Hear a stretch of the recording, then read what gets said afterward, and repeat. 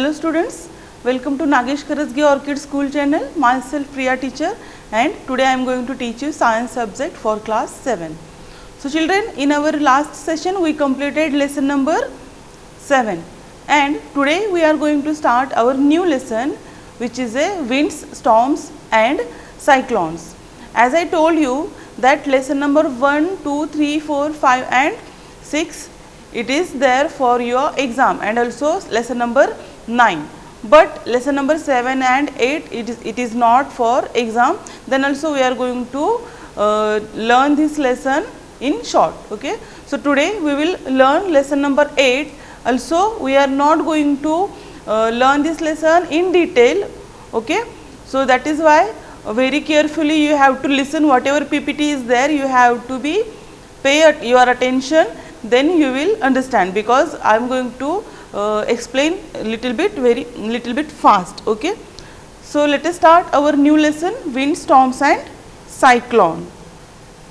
So all you learn what is mean by wind or what is the mean by air in our previous class. Now from this lesson, wind, storms and cyclones, what we are going to learn? So concept of wind, then storms and cyclone, then why these storms and cyclones happen in environment, or which factors affect or which factors are reason for these cyclones and storms, that we are going to learn in this lesson. So let us discuss main points of this lesson. We are not going to discuss any activity here.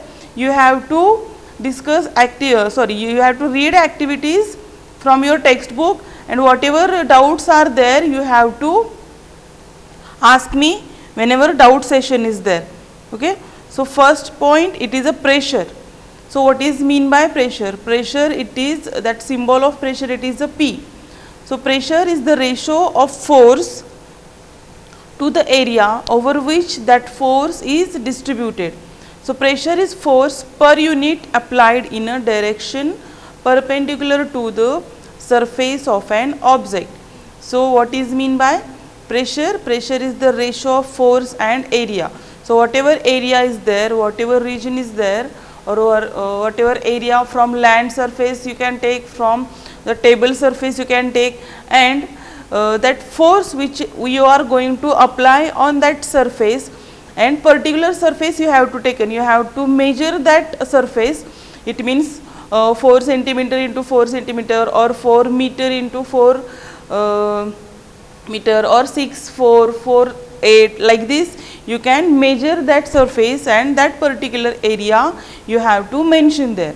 Then you have to apply force. Then whatever force you will apply perpendicularly. Perpendicular, it means you know. Okay, so as the 90-degree angle is there, like this you have to, on a surface like this you have to apply that force. It means the perpendicular. So in that perpendicular direction you have to apply force on that measured surface, and then you have to get a ratio. Okay, so you have to what you have to do here, pressure is measured if any unit of force divided by a unit of area. So when you will get a pressure, or how can you measure pressure? Then you have to, you measured your surface area also, and then you measured whatever force you applied there. So how you can get this ratio? So you have to divide force by area, then you will get the number of pressure, or whatever quantity or whatever amount of pressure is there, or you can measure pressure there. Okay.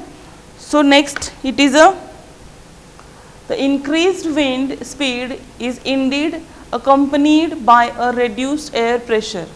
So here it is a graph is given. So it is showing how that pressure apply here on any surface. Water surface is there and some land surface also you can see here. So the increased wind speed is indeed accompanied by a reduced air pressure. So whenever there is a low pressure at any region, what happens because of that low pressure, or we can say it reduced pressure. So whenever there is a pressure is decreased from any surface, whatever it is, land surface or it is a water surface, so when it will reduce, what happens? Because of that reduced air pressure, that speed of wind, it is going to increase. So the increased wind speed is indeed accompanied by a reduced air pressure. So from one place to another, when that air is going to, or that wind is going to pass, so whenever speed is going to increase, it means in which direction that wind is going to flow, that is that direction is having a low pressure. So air moves from the region where the air pressure is high to the region where the pressure is low. So what it means, see, air moves from the region where the air pressure is high and to the region where the pressure is low. So like wind, air moves from the region where the air pressure is high, it means from higher to lower pressure wind can move. Then thunderstorm. So thunderstorms develop in hot, humid tropical areas like India very frequently. So in our India, we can see that hot climate is there, humid climate is there, and tropical areas are also there. So we can see thunderstorms, the areas which are having these types of climate. So in India, mostly we can see thunderstorms because India is also having hot, humid and tropical areas, hot, humid climate and tropical area here. So the rising temperatures produce strong upward rising winds. So what happens here, whenever that thunderstorm is going to form, what happens here?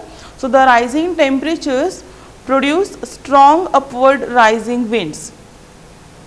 So in our previous lesson, we learned about the how that air can move from one place to another, or how can that hot air move. So in which direction hot air moves, can you tell me? Yes. So whenever there is a hot air, that hot air is going upward, okay, or in the sky, or the direction which towards the sky. So that hot air is going to move from land surface to the sky surface, okay, or sky surface not, is to the sky or in direction to the sky. And like this, the rising temperatures produce strong upward rising winds. So whenever there is a rise in temperature, so we know whenever there is a land is going to become hot, what happens, the air from that land surface, it is going to move upward direction.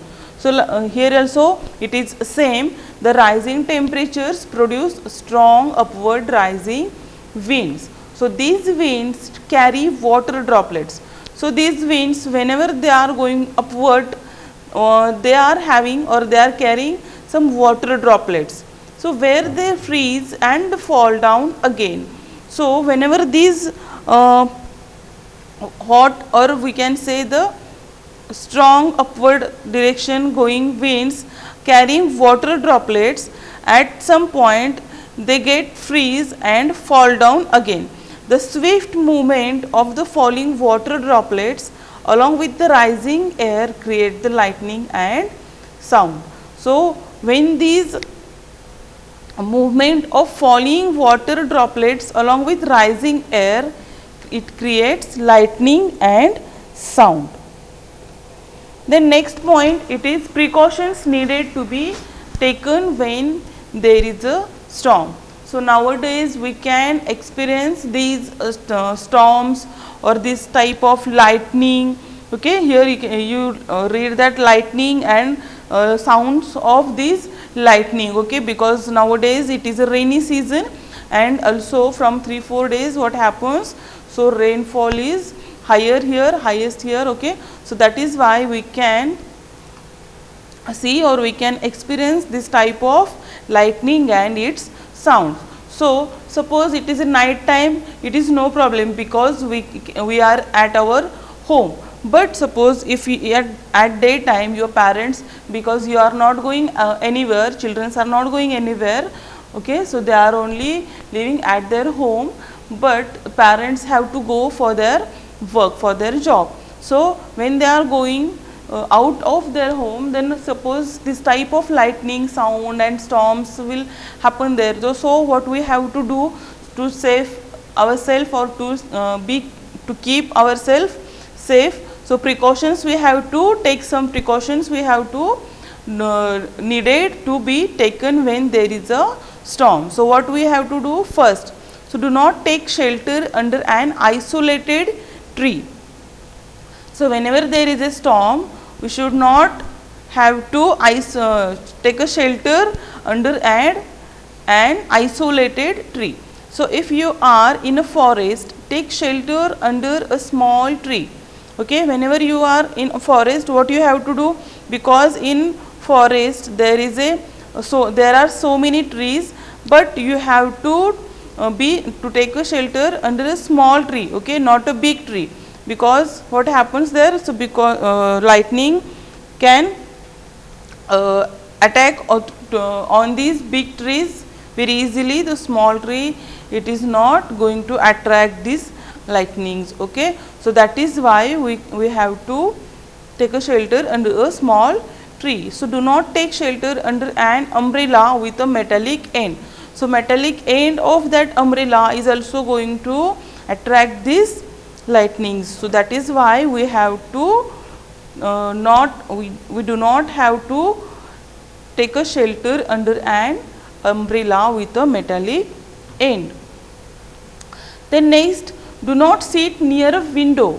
So whenever there is a storm is there and lightning is there, so we do not have to sit near to a window. Open garages, storage sheds, metal shades are not safe places to take a shelter. As I told you, metals can attract this lightning easily. That is why we don't have to sit near to the window, and also do not open the garages, storage sheds, metals, whatever metal is there, or wherever metals are there, or metallic objects are there, these shops we should have to be closed. We should not have to open these types of shops, okay. A car or a bus is safe place to take a shelter.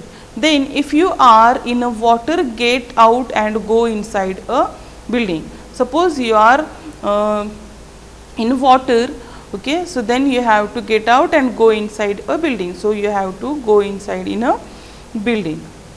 Next, cyclone.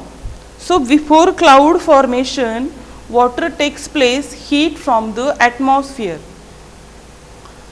and atmosphere to change into vapor. So cyclone, it means before cloud formation, water takes up heat from the atmosphere to change into vapor. When water vapor changes back to liquid form as raindrops, this heat is released to the atmosphere. So what happens here? So whenever that there is a cloud formation, before that cloud formation, what happens here? Water is going to take up heat. So whenever there is a cloud formation, so before that cloud formation, water takes up heat from the atmosphere to change into it vapor. So that water is going to take up heat, and that water it is going to change into vapor. And when water vapor changes back to the liquid, so when these water vapors are going to be cool, or they are going to be freeze, at that time they are again going to change into a liquid form. So whenever there is a water vapor changes back to the liquid form as raindrops, this heat is released to the atmosphere. So whatever heat is taken to upward to change into water vapor, that heat, whenever there is a raindrops, that heat is released to the atmosphere. The heat released to the atmosphere warms the air around, and whatever heat is released there at that region what happens there, that heat is going to make that atmosphere warm, okay, or that heat is going to make warm whatever air is present there in atmosphere, it is going to be warm. So the air tends to rise and causes a drop in pressure. So more air rushes to the center of the storm. So whenever there is the air tends to the rise and causes a drop, then what happens there, more air rushes to the center of the storm, and this cycle is repeated. So whatever that process is, that is going to repeat again. So the chain of events ends with the formation of a very low pressure system with very high speed winds revolving around it. So it is this weather condition that we call a cyclone. A cyclone is known by various names. It is called hurricane. So in America, in Japan, it is called a typhoon. Okay. So this is a cyclone. So whenever that cycle is going to repeat, what happens there? So that cycle, it means it is nothing but a cyclone, and the cyclone is known in various names. So this cyclone, it is known as different names also, it is having different names. So in America, it is called as a hurricane, and in Japan, it is called as a typhoon, and in India, we say it is a cyclone, and also in India, in different languages, it is having a different name as per their regional languages. So here you can see in this picture mechanism of tropical cyclone formation. So in an ocean you can see these types of cyclones. So see direction it is given here, how that cycle it is going to revolve, and the low pressure is there, and because of that what happens here. So this air is going to revolve around that pressure, and what happens here, that cyclone is going to form. Then tornado. So the tornado is a dark funnel shaped cloud that reaches from the sky to the ground. Most of the tornadoes are very weak, and a violent tornado can travel at speeds of about 300 km per hour.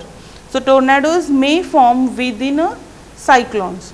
So what it means tornado? Tornado is a dark funnel shaped cloud that reaches from the sky to the ground. So that tornado, it is going to form from sky to the ground, and it is nothing but the funnel shaped cloud, and most of the tornadoes are very weak. Sometimes they are very weak, but sometimes they are very violent, and these violent tornadoes are traveling with speed of 300 km per hour. So see students, it is very high speed.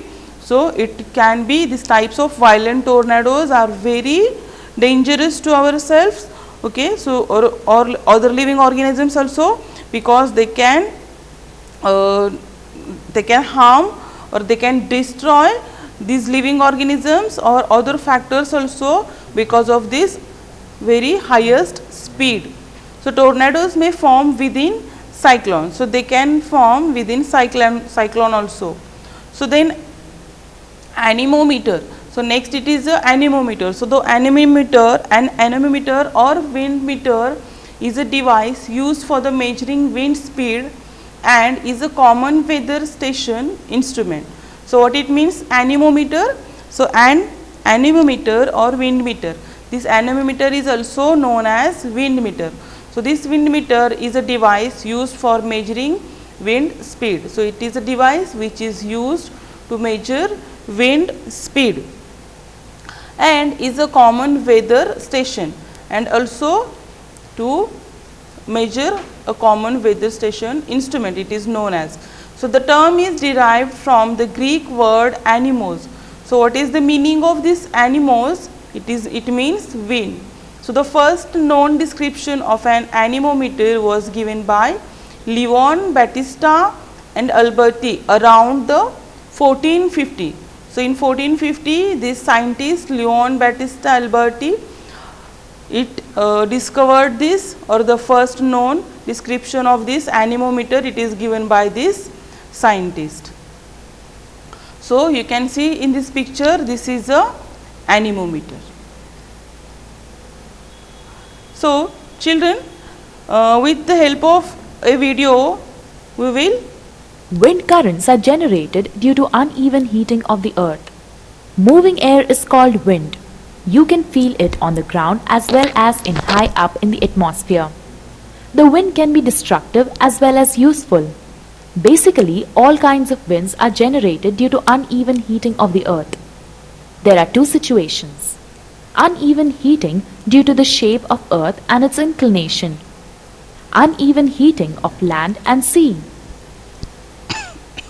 As you know, the earth is almost spherical, inclined at an angle of 23.5 degrees Celsius to its path around the sun. Due to this, the regions in the equator region gets more amount of heat from the sun than the regions near the poles. So, the air in these regions gets warm, expands and rises up. To take its place, the air from the colder regions starts blowing towards equator, thereby producing winds. So, one may say that in the northern hemisphere, the air moves from north to south, and in the southern hemisphere, the air moves from south to north. However, this does not happen on account of rotation of earth from west to east. So, the air in northern region blows in southwest direction and in southern region in the northwest direction. The earth gets 5 times hotter as compared to sea water on receiving the same amount of heat from the sun. In summer, in the month of May and June, though the sun shines equally on the land and the water, yet the lands get much more heat from the sun as compared to water around it. The air above land gets heated, becomes light and rises upwards. This causes the winds to flow from oceans towards the land. These winds are called monsoon winds. Generally, monsoon winds are generated from Rajasthan deserts, that is southwest direction. The winds coming from the oceans to the land carry water and bring rain. It is the monsoon winds that carry water and it rains. In winter, the direction of wind flow gets reversed. It flows from the land to the ocean. Okay children, so this video I am going to play one more time. So see. Wind currents are generated due to uneven heating of the earth. Moving air is called wind. You can feel it on the ground as well as in high up in the atmosphere. The wind can be destructive as well as useful. Basically, all kinds of winds are generated due to uneven heating.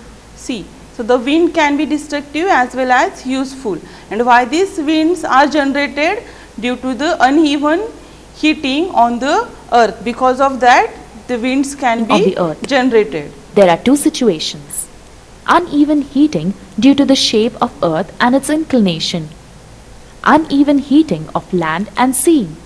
So there are two situations whenever there is a uneven shape of earth and its inclination, and uneven heating of land and sea. So heating of land and sea, it is a one situation, and heating due to the shape of earth and its inclination, this is a second situation. And because of that, wind as you know, the earth is almost spherical, inclined at an angle of 23.5 degrees Celsius to its path around the sun. So in this earth globe you can see at the center equator is there. Here it is a poles. This is the north and this is the south pole, and we know that at this region hot air is there, and at this region cold air is there, and here it is a hot air again. Okay. Sun. Due to this, the regions in the equator region gets more amount of heat from the sun than the regions near the poles. So, the air in these regions gets warm, expands and rises up. To take its place, the air from the colder regions starts blowing towards equator, thereby producing winds. So, one may say that in the northern hemisphere, the air moves from north to south, and in the southern hemisphere, the air moves from south to north.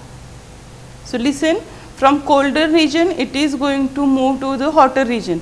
So we know at the pole that as compared to the equator, these poles are having cold air. That is why what happens here, so north is also a pole and south is also a pole. So these two regions, that is going to be cold and that it is having cold air, but at equator they are going to move. So what happens here, so in northern hemisphere the air moves from the north to the south, and what happens with southern hemisphere, that air moves from south to the north. So because of this,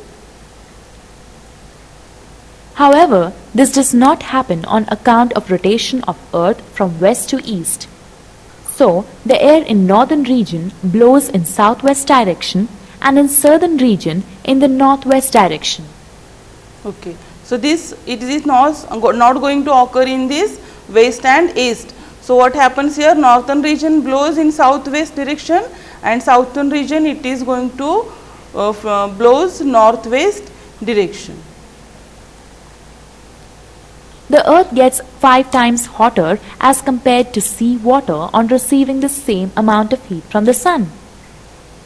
In summer, in the month of May and June, though the sun shines equally on the land and the water, yet the lands get much more heat from the sun as compared to water around it. The air above land gets heated, becomes light and rises upwards. This causes the winds to flow from oceans towards the land. These winds are called monsoon winds. Generally, monsoon winds are generated from Rajasthan deserts, that is southwest direction. The winds coming from the oceans to the land carry water and bring rain. It is the monsoon winds that carry water and it rains. In winter, the direction of wind flow gets reversed. It flows from the land to the ocean. Okay. So students, I hope you understood whatever points we discussed here in lesson number wind, storms and cyclones. Okay. So wind, storms and cyclones, in this lesson we discussed about the concept of wind, cyclone and pressure. Okay. So we learn about what is mean by storms and what is mean by cyclone, and also we learn about what is mean by thunderstorm. Hope you understood all these concepts. Now we will stop here, and also we completed our syllabus for term 1. So we all learned lesson number 1 to 9. Okay. So all these lessons are there for term 1, but because of this COVID, this time we are going to reduce our syllabus. So already I told you that lesson number 7 and 8 is not there for examination, but remaining lessons you have to read and you have to prepare very well for exam. Okay. So whatever doubts are there from this lesson 7 and 8, you can ask me in doubt session. So okay students, hope you will study very well. Okay, thank you.